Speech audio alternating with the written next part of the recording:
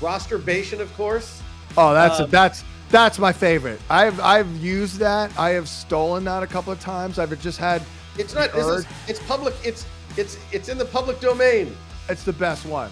That is the best one, Brian. I once tweeted, and I don't know, because it was kind of true. I was just looking over one of my rosters, and it was just so good. And my wife kind of like snuck on me behind my shoulder, and my wife just caught me roster baiting, basically, looking at my team. I couldn't help. All across the fantasy universe, welcome everybody to the Fantasy Points podcast.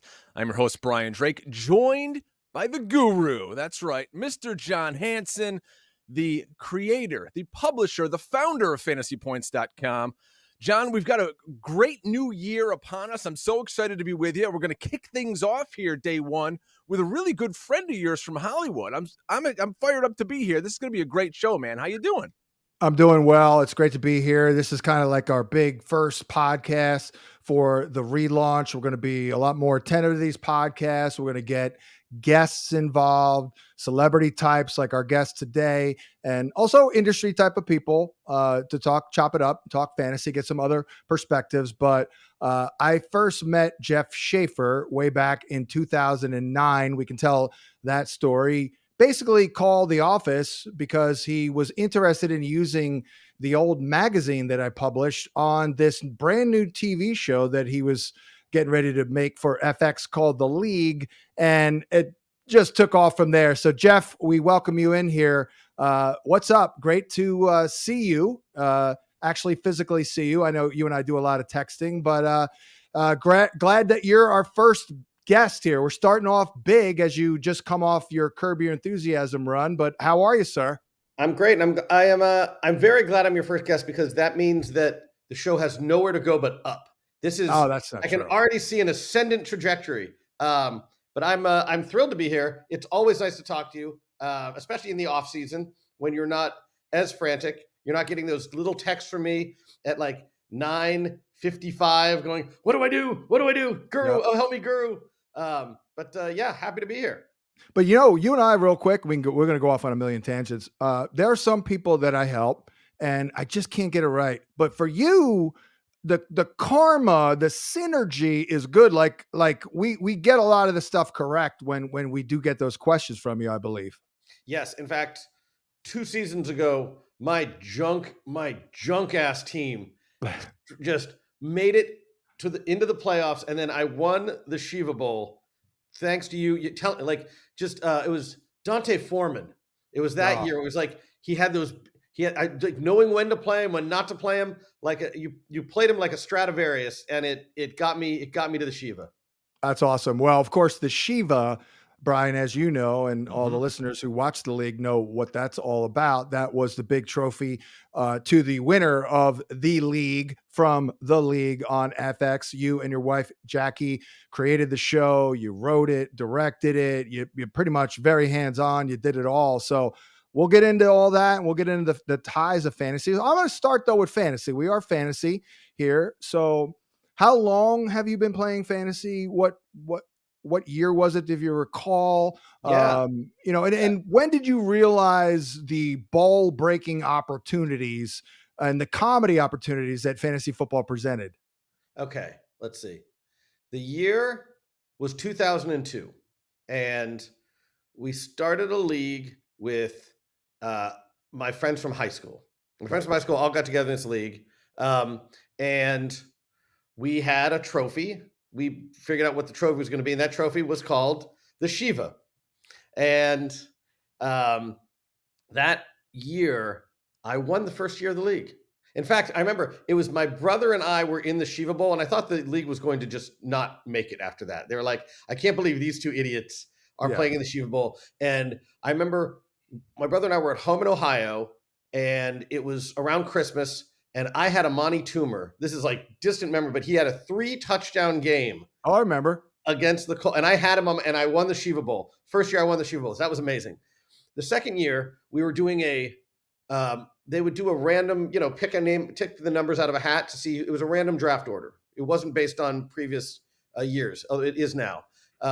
And what I later learned was that my name came out first. I had the first overall pick in the draft, And the guys that were doing it looked at each other and put it back in. Oh, And you bad know karma. what? I still won. Wow. I won again. Yeah, that was. I won 3 out of the first 5 of that league. It's amazing the league even survived that. Wow. Because I was unbearable. It was so great. And of course, this league is kind of or totally the league in which the league and the show is kind of, let's say, Yeah, loosely this based. league with my high school friends has a Shiva. We have a Sacco for the loser, and it's really one of those years. In between, there was a year I was doing. I know actually it was that 5th year. I was doing terribly in the beginning, and I had no chance. I didn't think, and I just started writing out these. There was a big message board thing going, and I would just start doing. It was called Notes from the Bathroom. Right. And I would just it was jokes about things that were happening and all this stuff. And that sort of just started to roll. I would sort of do that every week. And somehow karmically, I ended up coming back. I think, was that Larry Charles? It was one of those years, whatever some KC running back. And I had him he was a second stringer and the other guy got injured. And anyway, it was Jamal Charles, by the way. Jamal Charles, that's what it was. Yeah, Jamal Charles with Larry Charles. Larry Charles I work with. I don't know why I said Larry. It was director, Jamal. Writer, from Seinfeld and I've Curb. worked with him for so long. So they're all, it's like it's a big kind of just name frap in my head. But that year was 2005, and I was in the championship, actually in 2 leagues. And my wife and I, Jackie and I, were in France. We were at this. It was a Christmas Eve dinner in France, which meant that was like Sunday night, but it was Sunday day back in the States. Oh yeah, I know this story. And I was in these 2 leagues, and so we're at this restaurant, this really fancy restaurant that she had set up, and I needed to know what was happening. So I kept telling her I had to go to the bathroom, but I didn't have to go to the bathroom. I would run out into the snow. It was like in the French Alps. I was running out, standing in a snowdrift, calling at great expense. This is before like easy internet, to just find out how I was doing. I couldn't affect anything. I couldn't change anything. So the 3rd time I'm out in the snowdrift, I look up and she's standing in the doorway of the restaurant, and she just goes, "This is the stupidest, saddest, funniest thing. Like, this should be a show." Yeah. And it was her idea. And that's how the league as a show, as an idea for a show, began. And, it wasn't so much about all of the stuff that was happening in the league, the machinations of the league itself. It was about all the high school stuff that was coming out. And that's what the league is really about. It's just about old friends giving each other shit, and you can't escape these people, right? It's like a bad credit score. You're not getting rid of them, and they're just here. And all they do is make you want to win more and be more and more desperate to win. Yeah. Yeah, and certain stories did go in. Like, yes, did they pick the name out of the hat and it was Ruxin and they put it back? You bet I put that in. Exactly. There are definitely things that went back and forth. But but we when we have our drafts, we've had our drafts out in Los Angeles, and we've had them poolside at the Beverly Hills Hilton, and the Shiva and the Sacco come with. I've actually built I went to like a fancy art gallery, and I said, what do you transfer like valuable like sculpture in? Who makes those? So I made these wooden cases that foam exactly for the Sacco and the Shiva, so they can get shipped, because they're getting shipped every year. There's delicate items here. Handle with care. This reminds me of the Christmas story. Oh, fragile. Yeah, fragile, exactly. This side up. So, we're poolside at the Beverly Hills Hilton, and the Sacco and the Shiva are there. And this is like when the league was on, and people are going, "Oh, that's like the league." And my friends from high school go, "No, it is the league. This is the league. Wow. We started it." And it's true. Do you think that from 2009, what you did with this show, with the Sacco, with the Shiva, with the ball busting, the message boards, having this television show, in my mind, took fantasy football from this kind of like weird, nerdy place where people are like, I don't know, that's kind of not really a thing, to what you see today with it's all over television. It's not, I mean, geez Louise, John was doing a show live during games on DirecTV. I mean, do you realize the impact that this show had for growing leagues, people now seeing the impact of, we got to get together. We got to do live drafts. We got to have loser last place punishments. We got to have a last place trophy. I mean, I think the league is responsible for that. And you got to take a little pat on the back for helping raise the level of fantasy football. Here, Jeff. I can't reach my back. I don't pass. Sure. But I will say the nice thing is like John, Matt Berry, like us, we all sort of grew up together and sort of rode this wave. I mean, when Jackie and I were pitching the show and people would say, I don't know, do you really want to pitch such a niche show? Yeah. And I'm like, this is in 2008, I go, well, like 30 million people play fantasy football. I don't know how niche that is. Like I don't know any like priests that solve murders, but there's 2 of those shows. That seems like a niche to me. Yeah. And I think what we did was just take those message boards, all the fun of those message boards, and show it and proved. And I think the nicest thing was that there were a lot of women who said, I don't follow fantasy football. I never did, but I watched the league and now I want to play. There you go. You know, growing the sport, Brian. I love it. My wife watched. I watched with her back before we even had kids. We would watch it all the time, you know, and you guys had such great comedians on that show. And you see the level that some of these guys are now, you know, Paul Scheer, you know, is John LaJoy. I love him. You know, it's Nick Kroll. I mean, how fun was it to write this show and then to produce it with these comedic minds? I mean, it had to be bananas on the set. Did you sometimes just let these guys run wild and you kind of just, it's almost like a curb, which we'll get into, is where you box them and say, here's the idea, and then go nuts, guys, have fun. So the whole idea of doing the show when we were going to do it was like, there are all these younger, great improvisers who like, they're just a younger age group than Curb, but we did it the same way as Curb, which is we have an outline. So the stories are all there, and there's a lot of lines in the outline, but the idea is, hey, we're going to improvise these scenes. Every scene's a live rewrite. So it's like a live comedy sporting event, because you got Kroll and Scheer, all these guys just taking shots at each other and doing this stuff, and you got to move the cameras to try and track and go, hold on. Say that again. And it's a blast. It's so fun to do. I mean, we had no money. We had like the crew was like bare bones. Our DP, our director of photography, is holding a camera. Like there's no other producers on set. There's no other directors. It's just us and the cast making this thing. But it was one of the most fun things I've ever done. 14 years ago, Jeff, can you believe that this summer will be 14 years me and Adam Kaplan went out to LA to do a couple of scenes and play ourselves? That 14 years? Do you believe that? I know. And think of the giant movie career you've had since then. It's amazing that you remember that moment when it all started. Hey, my average IMDb score on my IMDb page is 8.6. Okay. That's all I got to say. And you have not that anyone's ranking it. No. Well, while we're talking about the show, I am fascinated. I know Brian is too, by you and Larry, the middle finger that you're giving to the PC police, essentially. I'm with you guys on all of it. It's not that, I mean, I just agree with it in general. Do you think though that you could do the league in this current climate, or was it timed out actually kind of perfectly? No, we could do. I mean, we had trouble. The show was pretty extreme. We had trouble with standards and practices back then. Yeah. Oh, yeah. Words.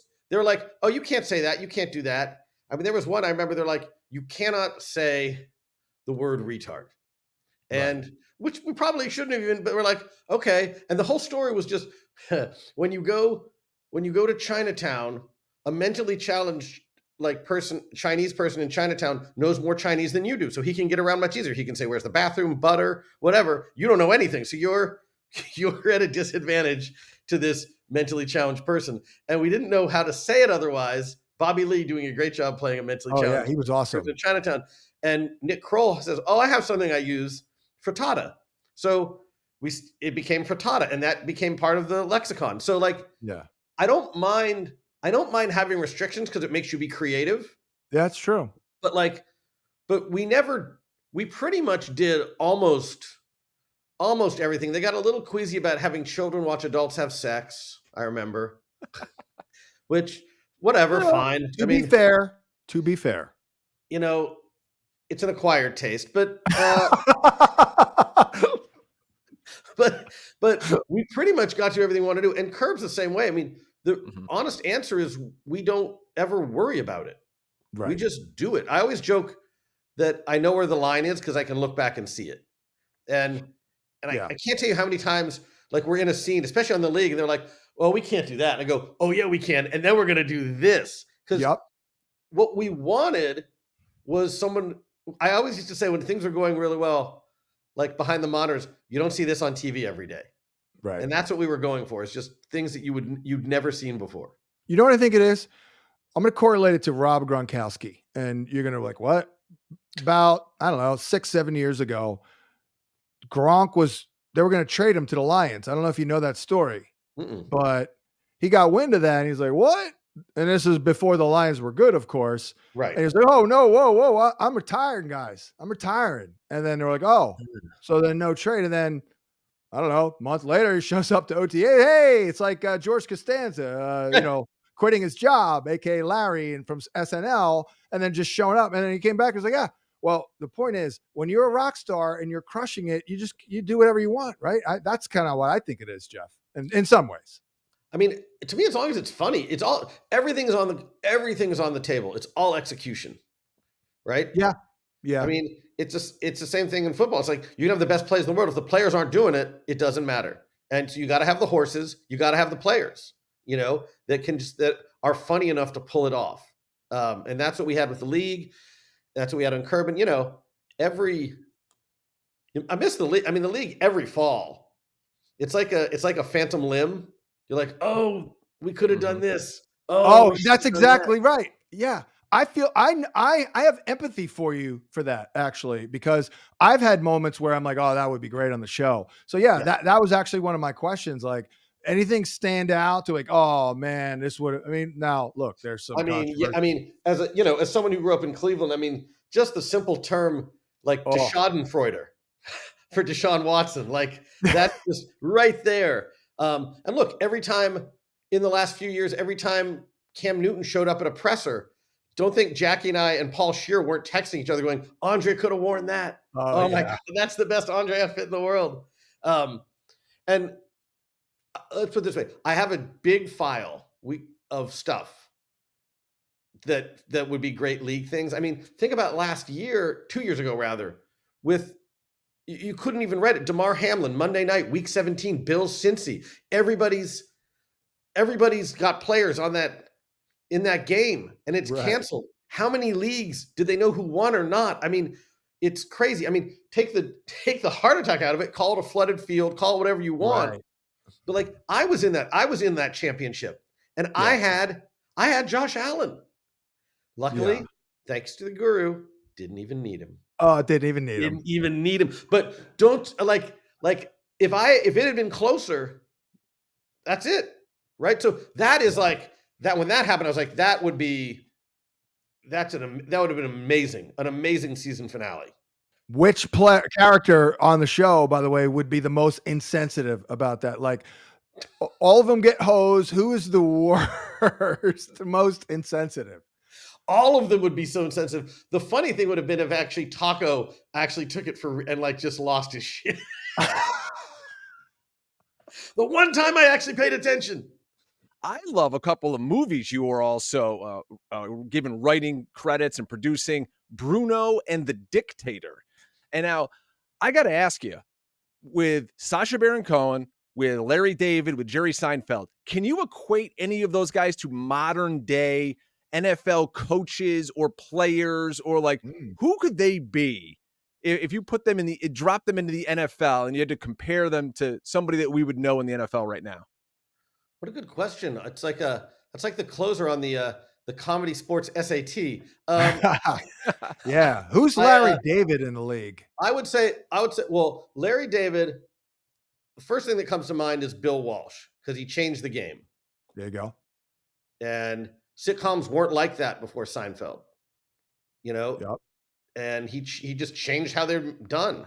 Look at the coaching tree as well. Like that's exactly. I mean, think of all the people that have come from that, whether it's Larry Charles, Dave Mandel, and Alec Berg, my old writing partner. I mean, who've done, Dave was doing Veep, Alec was doing Barry and Silicon, I was Yep. doing Dave in the league. Like all of these, Larry Charles was doing, Borat and Bruno and the Dictator. Like all of these people and all of this stuff comes from the Jerry Larry tree.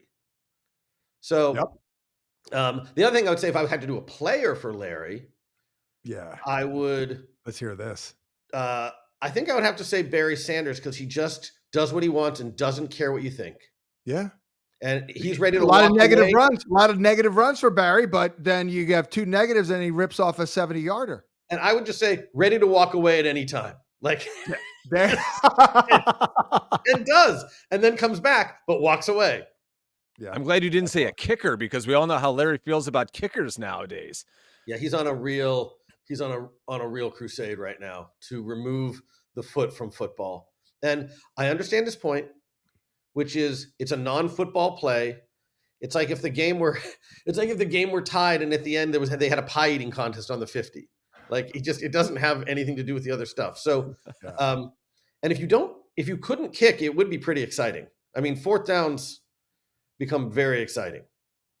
Yeah, they do. Well, look, we've gotten pretty much rid of kickers and defenses in a lot of our fantasy leagues, and do not miss it at all. I don't know if you've done that, Jeff, but I highly recommend it. The tricky thing with defense is some people have defenses and some people have defense special teams. And now with the kick returns coming back, defense special teams, I think, becomes much more interesting than it has been for the last few years. So that I'd be curious to have a defense special teams at least this year to see how that goes, because I think there's going to be it's new. There's going to be a lot of variance. And yeah.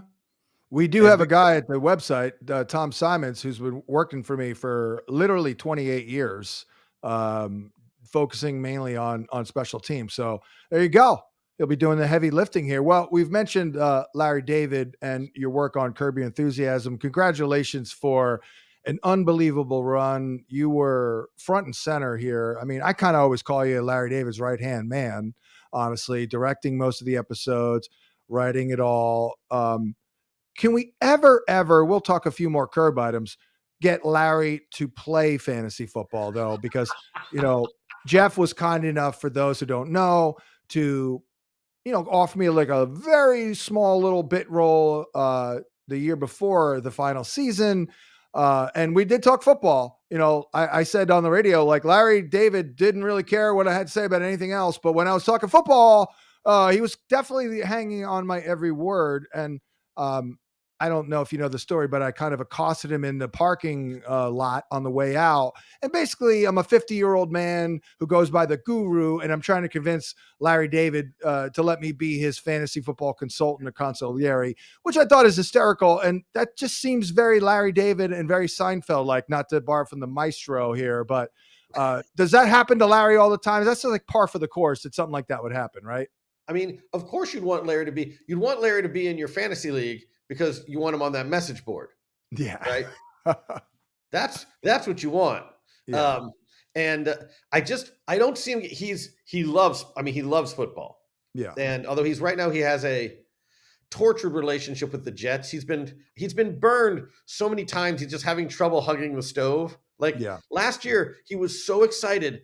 He was leaving the office. It's the Monday night game, right? Oh, what a buzzkill. And he's like, I got to get home for the game. He didn't get home before Aaron Rodgers was injured. Oh, man. Hey, could we ever see Larry in a role? And you tell me, you're in entertainment. Could this even be possible? Remember years ago on Monday Night Football when they brought Dennis Miller out as this kind of experiment? You look at a guy like Larry and the comedy, the insights that he could bring. Do you think even in a preseason game or a one-off, somebody like Larry could get in the booth and, one of these networks are looking for a shot in the arm? Would he or somebody in the industry, could that ever come back again? Or do you think networks are just like, nope, we got to have a former player. We got to have, the John Madden type in there, just breaking down the X's and O's? Well, I know this could happen because last season I did a preseason game for the Seahawks. You did? Whoa. You tell. Yeah. Oh, I didn't know that. Yeah. Who'd you work with? Wyman, Dave Wyman and Steve Rabel. And I did the Seahawks Dallas preseason game, and I have not been that nervous in so long. It was great. I got to, I think it happened because, friends with John and friends with Dave Pearson, their head of communications, all that stuff, and they would always say, it's like, oh, that'd be fun. And I think at the end of the season before, they're like, you want to do it? I'm like, all right, I'll do it. And I think That's awesome. offered it to me so that I would just shut up about it and just see and fail. But it was so fun. I had such a good time. I was there for the week. The hardest part is 90 players, right? That roster is, and that bottom part is churning. They're all playing. So learning all. Did you have a spotter? Do you have your own spotter? There's a spotter for this. Watching it, you're in this tiny little booth, and the spotter's there. Luckily, I had memorized. I could tell. I knew there were 216s.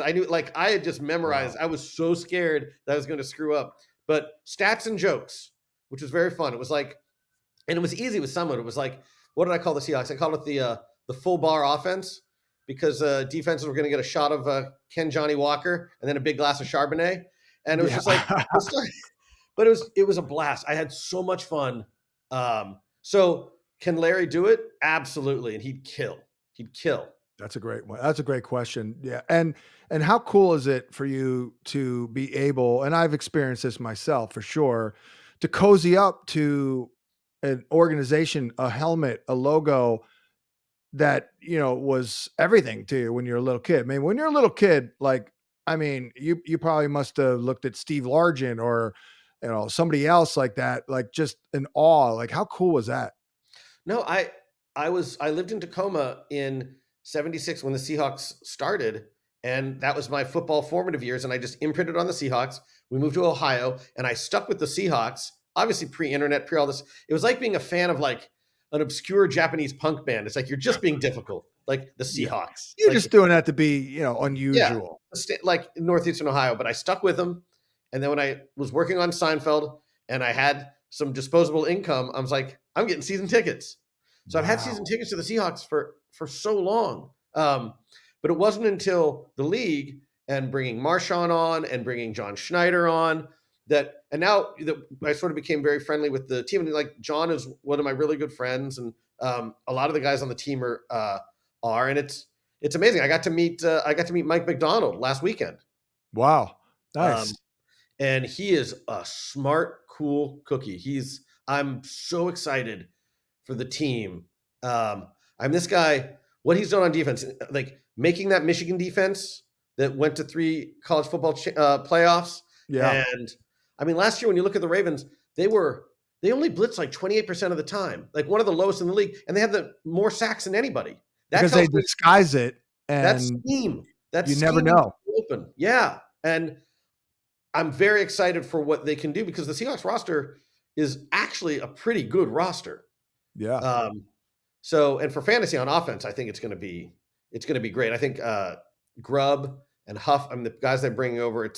Last year I felt like they didn't know whether they were going to keep with that 13 personnel because they had the 3 tight ends. Yeah, but then they got JSN, which means you're going to go 11 personnel. I think now they finally have. Obviously, it's just Fant now, so now it's 11 personnel like the rest of the NFL. Let's go. But it's going to be. I'm expecting very good things. Who said you weren't going to get NFL talk on this podcast here, folks? Come on.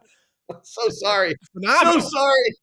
But JSN, would this be a good year for JSN? Because I was out last year, because I was correct. He did come on nicely, solidly, but there just were not enough opportunities for him last year. No, it wasn't the opportunities. It was the kind of opportunities. They were throwing. His ADOT was so small. They were using him like for screen passes, and the screens were never well blocked. Like, that's not what he is. They finally started to use him as the receiver he can be in the second half of the season, and he flourished. And I think you're not going to see. He was, I thought, very misused in the beginning of the season, and I don't think that's going to happen. Let's circle back to the league here. I'm sure people come up to you all the time, and is there a quote? Is there a character? Is there something that constantly gets brought? There's so many things from the show when you talk about the Shiva and Drades and Forever Unclean and whatever. Is there something that people always bring up to you that you're like, I can't escape this? Thank God I wrote it, though. Yeah. I mean, you're right. There's a ton. I mean, from Yoba Goya to vaginal hubris to frittatas, forever unclean, like Eskimo Brothers is a Yeah. That's big a one. good one. Yeah. Yeah. In terms of fantasy, Rankings collusion, bitch. Rankings bitch. rankings, bitch, of We use course. it. Rankings bitch comes up a ton. Collusion, sadly, still a menace in many leagues. Rosterbation, of course. Oh, Um, that's my favorite. I've used that. I have stolen that a couple of times. I've just had it's the not. urge. It's public. It's in the public domain. It's the best one. That is the best one, Brian. I once tweeted, and I don't know, because it was kind of true. I was just looking over one of my rosters, and it was just so good. And my wife kind of like snuck on me behind my shoulder, and my wife just caught me roster baiting, basically, looking at my team. I couldn't help. Well, how The about whole purpose of fantasy football is to gloat. Like you cannot help it. And I yeah? think the other stuff. I'm very happy with the amount of team names that are out there Oh based yeah, on the league. that's true. Um, the Pete Top Kevin Bottoms, the Murder Boners, whatever it is.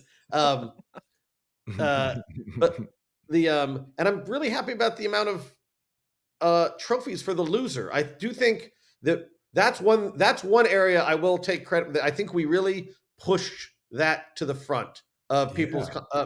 of league consciousness, and I Mhm. feel it's very important because look, when someone Motivating. wins the league, one person's happy. When someone loses the league, everybody else is happy. Yeah, yeah, and maybe Brian, that's why we have seen a little bit of an influx on these very creative measures that people need to Mhm. take if they lose. Like you go and sit at an Arby's half naked all day with like one of those poster board things saying "I suck at fantasy." Like Sure. that's probably what Jeff's talking about. Uh, my favorite two characters, Rafi, number one, is Yo, just off the Rafi. charts. I have a Rafi's the best. picture of my wife and Rafi at Sirius where I just snapped it because I thought it was hysterical. I tweeted I got 500 forever unclean responses. Oh my gosh, him and Dirty Randy, put them together. I could watch that all day. Jeff, is there ever a chance at a reboot, at a webisode, at anything with the league coming down? You say you got these ideas. I know everyone's on to like now they're huge stars, so it would cost you a fortune to get these guys back, but who knows? Well, we almost when COVID started, we almost did a little like kind of Zoom reunion kind of thing. And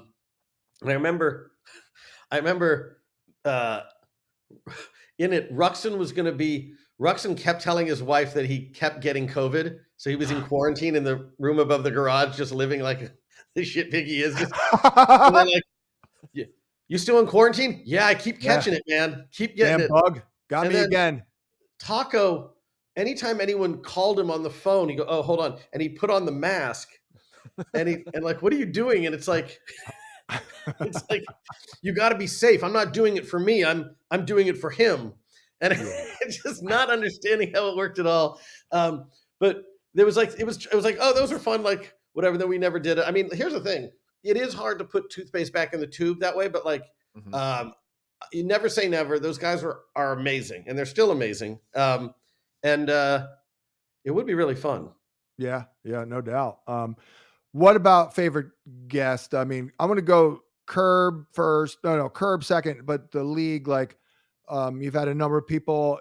Not, I know the answer is not me and Adam Kaplan.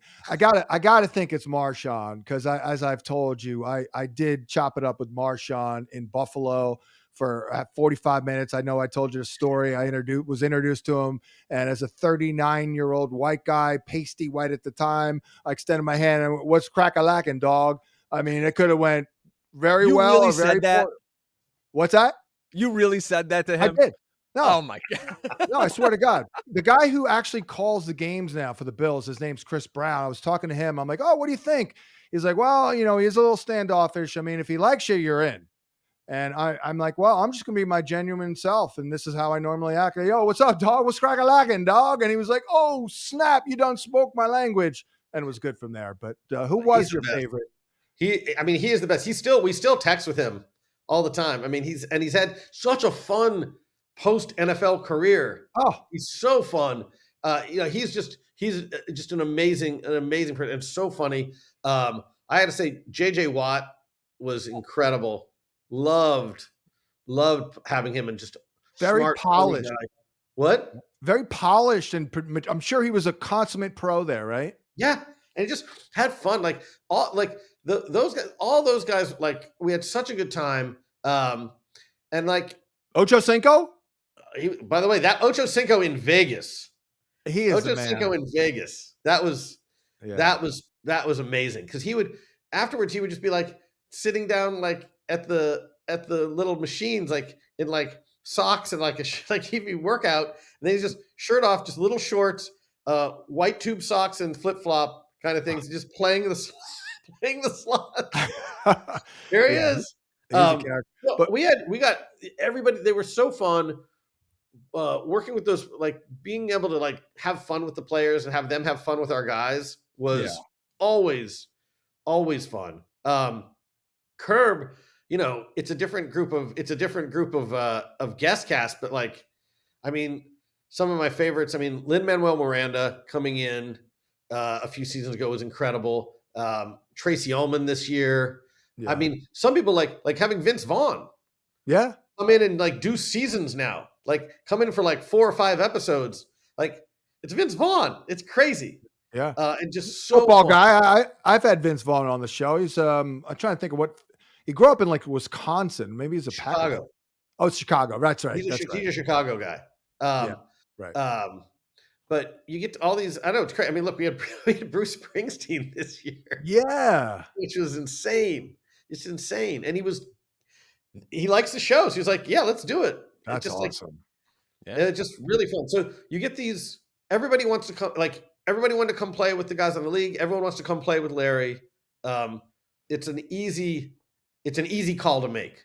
Like, hey, can you come and do this for a little bit? Then they go, what am I doing? And you explain, and they're nervous at first, and then it's great. Well, we could talk all day about all these guys, but I will say one thing real quick. As when I was on in that scene, it was the second to last season of Curb. It was the first episode with Tracy Ullman. I'm working, and I felt, Jeff, like I was a member of the cast for the day. I mean, is that fair to say? Kind of, because I knew you guys, even though I was technically an extra. Yeah. I mean, you had lines. You weren't an extra. You spoke. Yeah.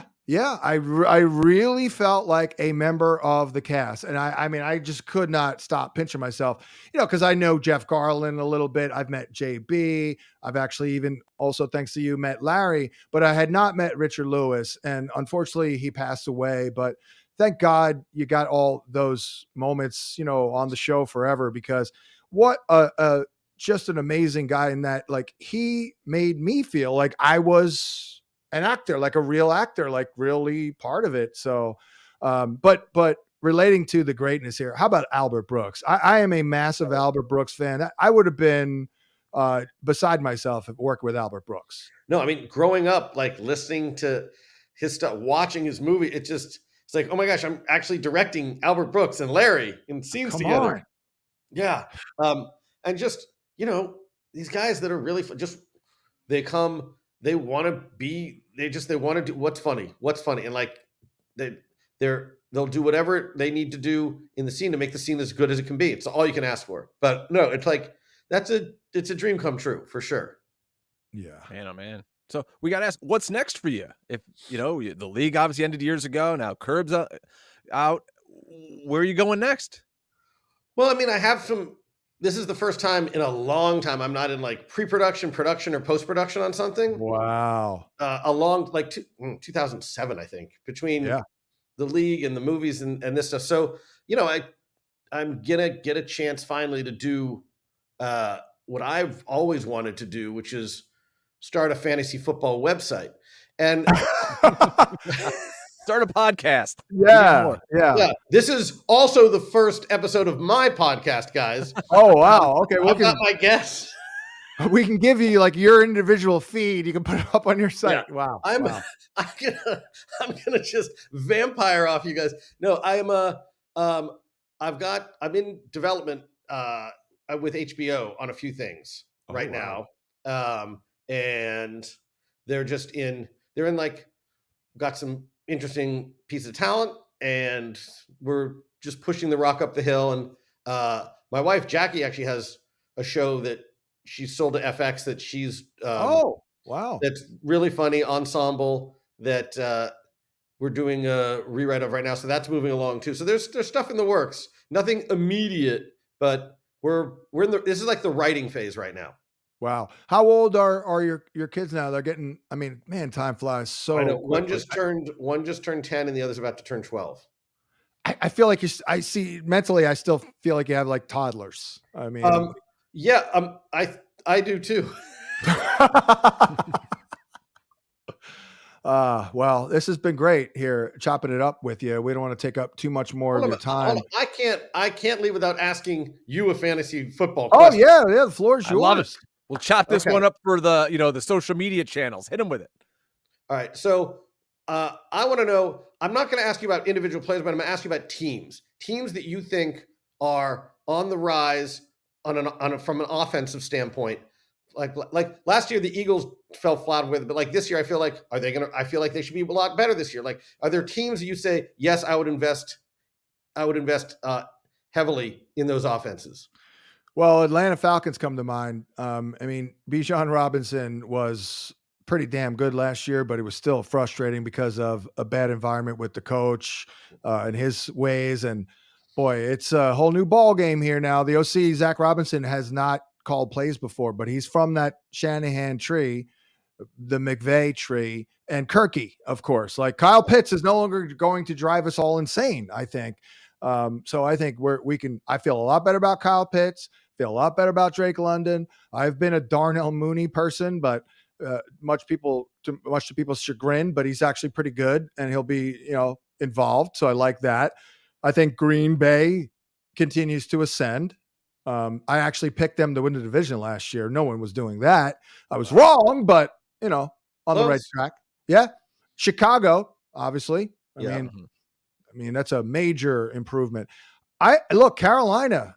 I mean, again, when you're in the basement, there's only one way to go, but Dave Canales, a little bit of a quarterback whisperer. He's going to simplify things. They're adding a lot of weapons. I mean, it was as bad as it could, like sometimes you look at like for regression, like just the old he's due or they're due. It was so bad in Carolina and they completely scrapped the coach. He tried to run his system without the players, and that was a horrible idea. O-line was terrible. Everything's new. Granted, new staff, but there's an offense that will jump right up here. Brian, do you have any team that jumps out to you? Yeah, a team that I'm on, and it was the hot team last year, and it'll make Larry happy. It's the New York Jets. I mean, if you've got now somewhat of an offensive line in front of Aaron Rodgers and he can stay healthy for more than 4 plays, you actually have weapons on the outside now. Breece Hall, another year removed from the injuries, he's got a chance to be a top 3 running back in the NFL and fantasy football. And I just think they're going to score a lot of points, and they have to score a lot of points in that division. You're going against Miami, you're going against Buffalo twice a year. Still the Patriots, good enough schedule. Their defense is going to be fantastic. And I think Rodgers is going to be on a mission. What that mission is, God only knows. But I'm in on the Jets this year. I think Garrett Wilson could really flirt with wide receiver 1 overall numbers. Wow. Yeah. I mean, thanks for having us on your podcast, Jeff. This is great. You guys have been great. Can I promote my website now on your pod now? I don't see why not. Yeah. Yeah. This was really fun, guys.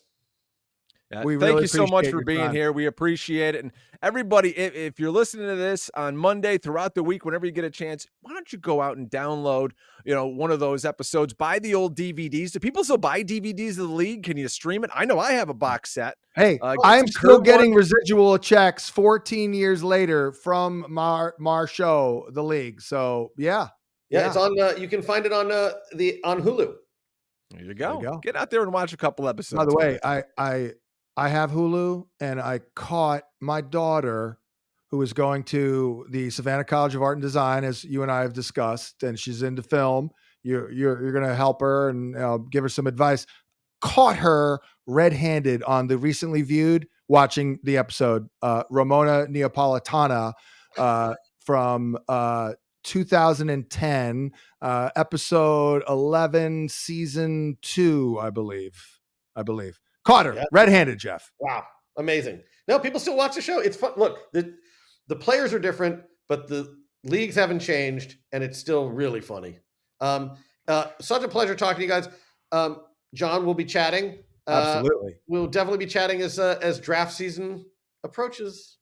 Absolutely. You know where to reach me. And I am here. I'm your fantasy football consigliere. I am a concierge, whatever you need. Once again, thanks to you, my average IMDb rating is 8.6, and that's tough to beat, quite frankly. So thanks again. Stellar. All right, we'll put you on something else and get that down.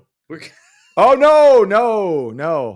Up. I meant up. There you go. So much fun, you guys. All right, everybody. So that's Jeff Shaffer from the league, Curb Your Enthusiasm, Seinfeld. For the guru, John Hansen, I'm Brian Drake. Thanks, everybody, for hanging out with us here on the first episode of the Fantasy Points podcast. We'll see you next time, everybody. Take care.